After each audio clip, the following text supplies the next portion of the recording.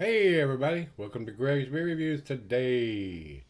Hey, let's take a walk and go see what's in the fridge today.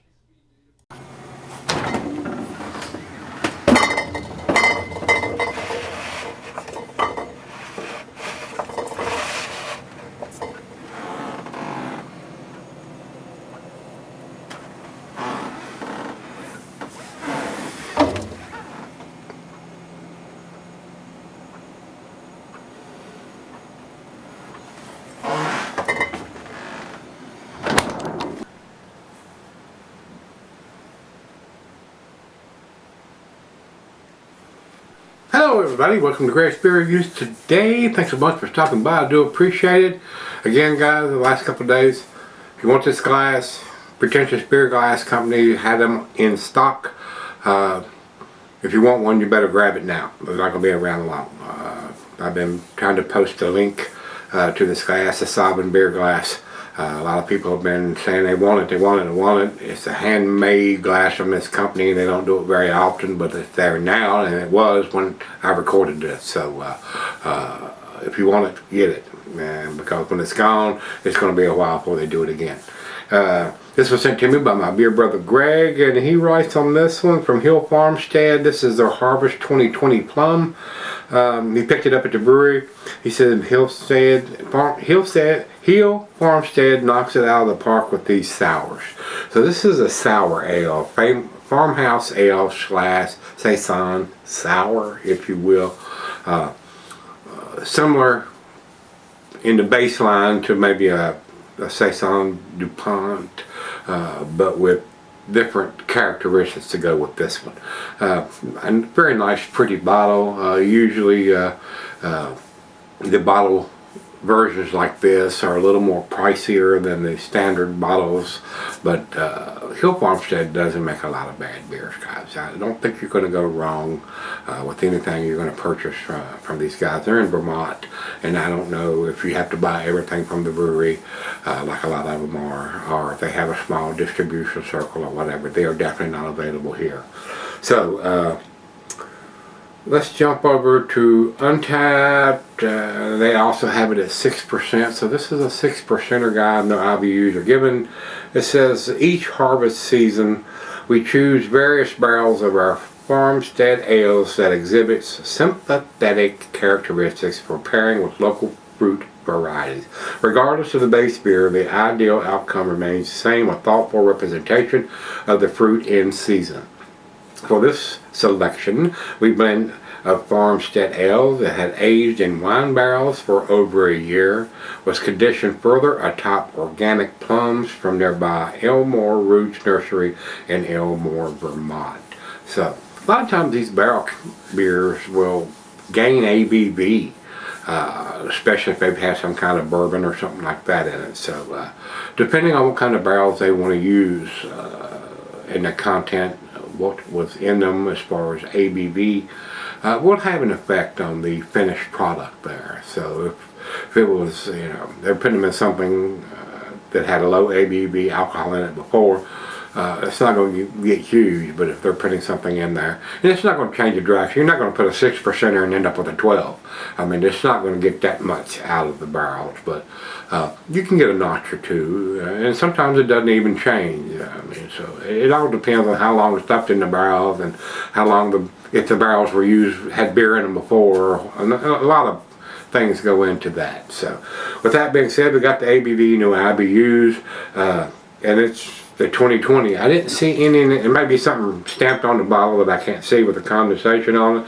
but I don't see any kind of ABV or IBUs or dating on the label, other than it says 2020 harvest right here. That's all you're going to get. That's it. And it does have a nice sediment cake in the bottom of it here. So once again, Greg, thanks a bunch, my beer brother. Hope you're well. And these size bottles have a very large cap, so a lot of times my opener doesn't work too well. So anyway, let's get it into the glass. And being a farmhouse ale, I'm not going to disturb that or do any swirly swirl on this one, guys.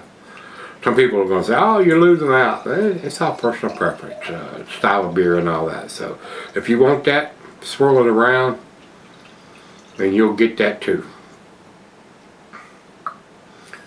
And even that, you're still going to get some milkiness on the back end. As you can see, it changed that last little bit. And there's still some in there, but it still changed. I poured it very easily, so what went in there, went in there.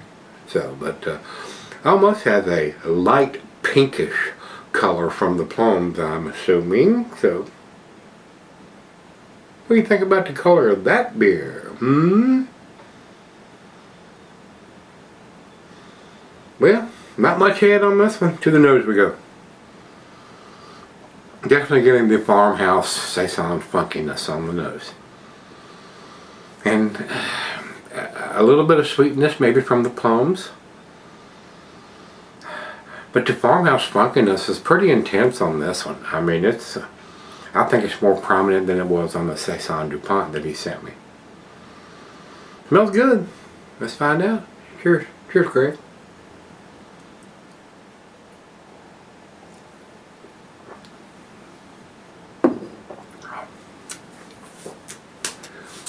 It does have that twang. It has that tart, twang, sour-esque notes to it. Not overpowering. Nice. My palate may be finally adjusting to, and I don't drink a lot of these sours or wild ale beers, but they usually just kick my taste buds out of my mouth. But it has a twang. By the time I get to the end of it, it won't be so twangy. But right out of the bottle, been a little bit since I've had one of these styles that were sours.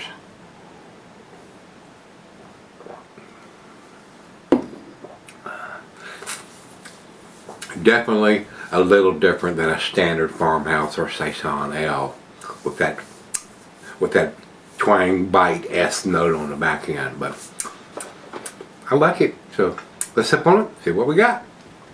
Alright guys, I'm back. Been sipping on it for a while now. It's up to room temperature. It's a very tasty beer. It's on, as far as tartness goes, it's at my maximum level. I couldn't think I could take any more tartness. The other half didn't like it at all. But for what it is, it's super tasty. Just a little on the heavy tartness for me, but still very nice. Final chug.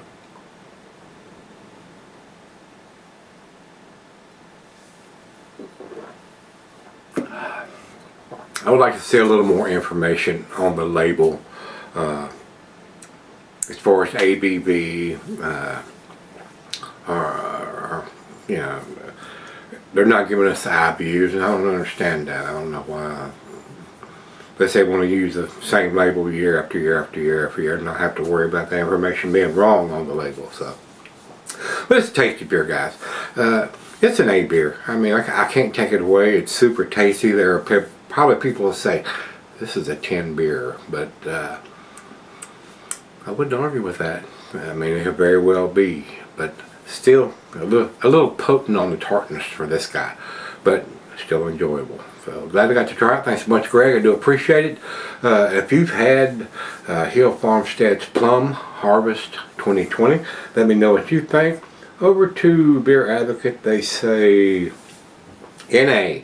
So evidently a new release because 10 people haven't commented on it, but not necessarily. When we go over to Untappd, it's a new release because only 141 people have commented on over there. And they have it at 4.33, which is a solid A over there. I agree with that. It is an A beer. It's very tasty. I couldn't drink it every day, but it's a nice change up from when I typically drink or review, guys. So once again, Greg, thanks a bunch. My brother, I do appreciate it. Guys, if y'all had it, let me know what you think. Till we meet again, let's go see what's in the fridge.